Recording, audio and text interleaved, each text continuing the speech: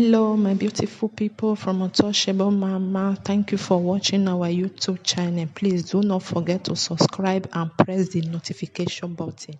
Thank you. One love. Bye bye. Now let me speak for myself. And my views are very clear, are very simple, and really don't need too much enunciation because over the years I've made them very clear. But I will say this. In my view, we've got to a point in this country where we need to stop just talking and we need to start doing. What we are facing today, or rather what we are faced with, is nothing less than war knocking at our gate. Every single ethnic nationality in this country, without exception, is tooling up. When I say tooling up, that's what the British say. But here we say they are arming themselves, preparing for what may lie ahead, which nobody wants. And it is for us to try our very best to avoid going over that cliff edge. We've come here to talk about ethnic nationalities, restructuring, 2023, and so on and so forth. These are great concepts and important ideas. But the overwhelming majority of the people in this country, particularly the younger ones, in the Southwest, in the Southeast, in the Middle Belt, in parts of the core North itself, are no longer talking about these issues. They're not interested in 2023. They're decreasingly interested in restructuring. Many of them, I dare say most of them, are now talking about separation. They're talking about leaving the Federation. And they're talking about referendums and self-determination. Now that is the reality of today, which most Nigerians and most Nigerian politicians refuse to acknowledge, particularly those in in our age group and older. They refuse to acknowledge it. But that is the reality.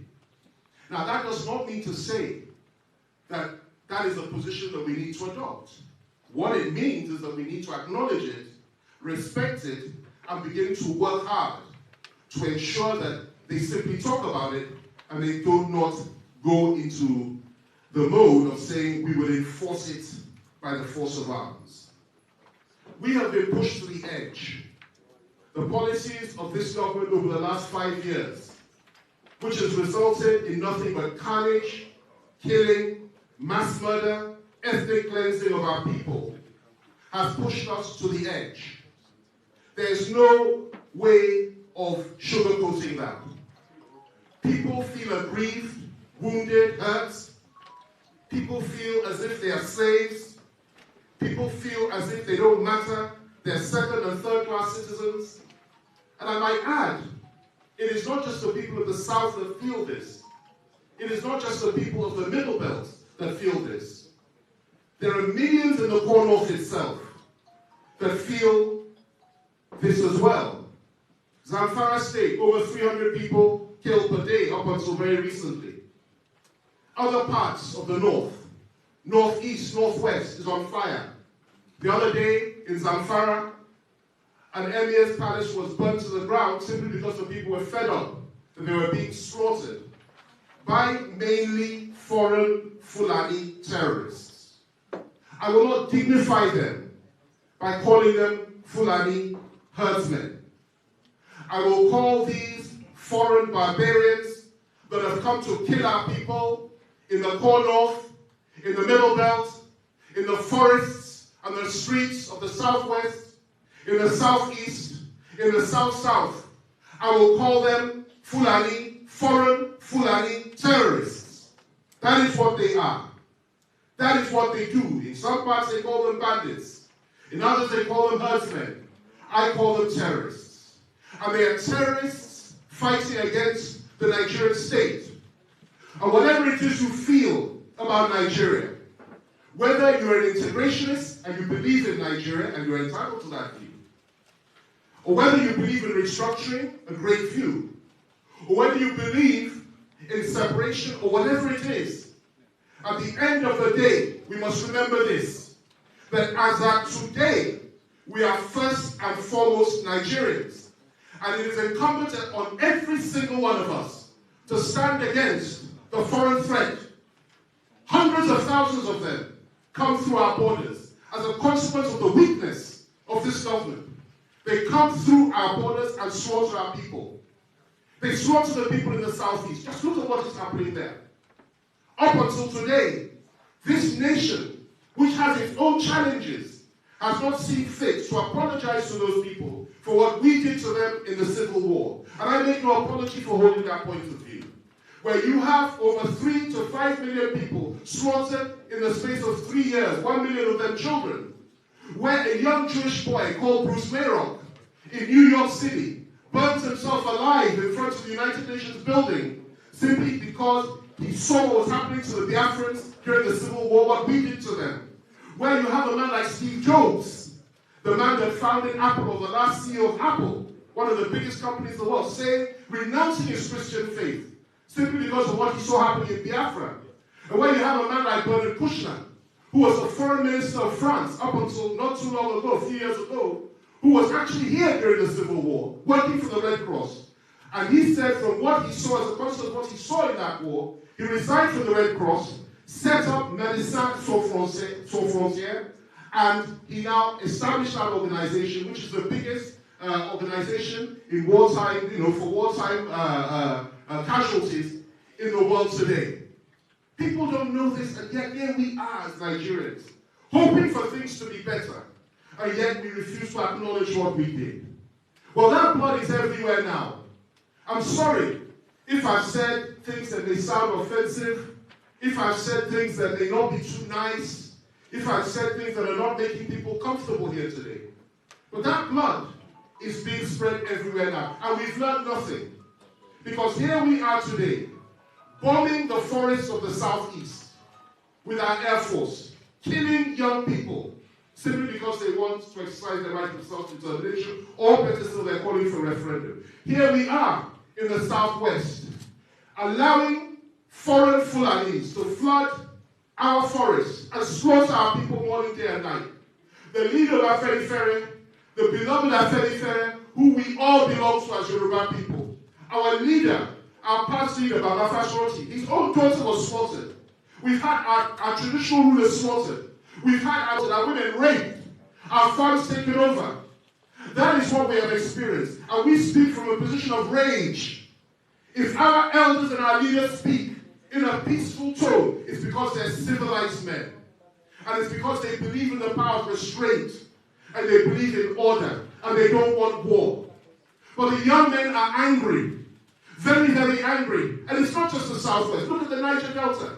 And I acknowledged yesterday that our father, Ike Clark, was 94 years old, I believe. I acknowledged that today. I should have mentioned that in the beginning. Congratulations to him. And we thank God for his life because he's seen it all. Look at what is happening there.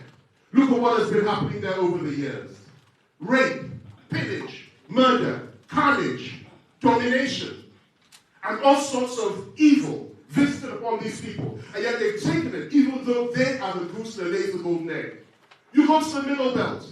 Hardly any identity left. Hardly any identity left. Forced to speak a language that is not theirs. Forced to forget that they had a history of their own.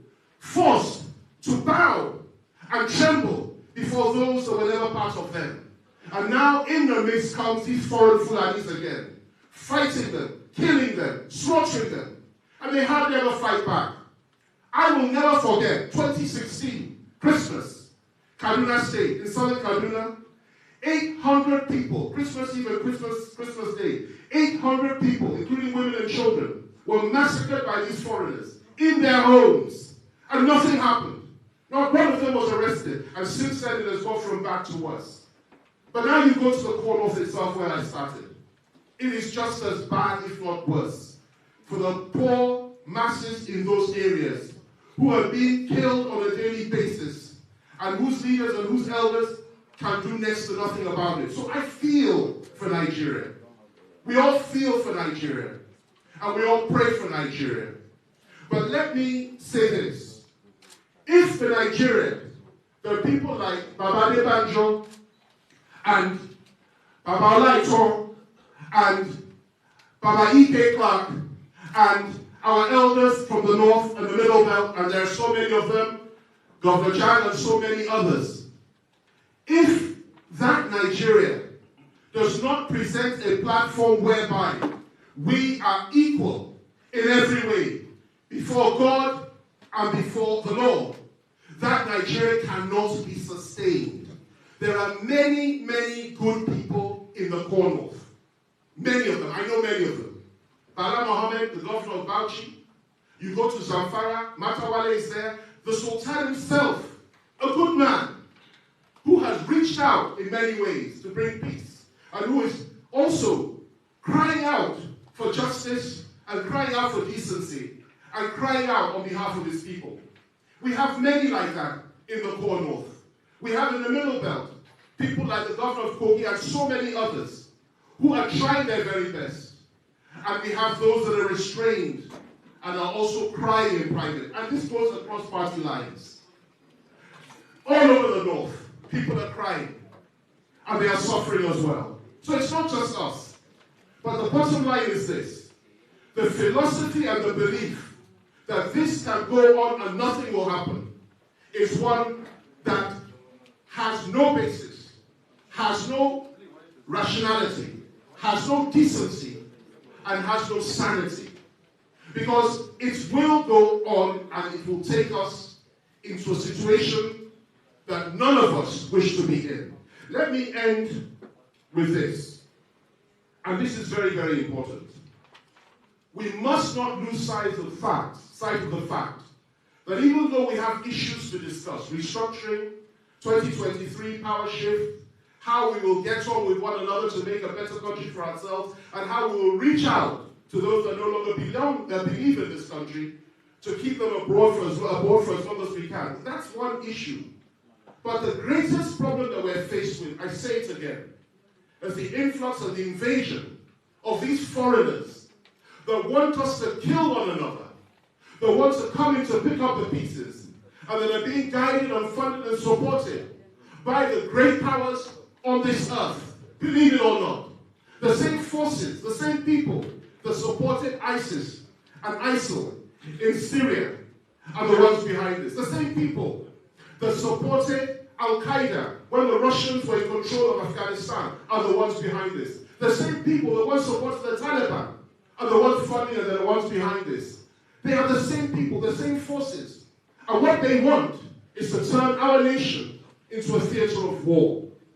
It is incumbent upon every single Nigerian, no matter what you believe in, no matter where you come from, no matter your religious faith, to resist this and to come together and to say, no, we may have our differences, we may disagree, we may not even like each other so much, but at the end of the day, we will not go into war.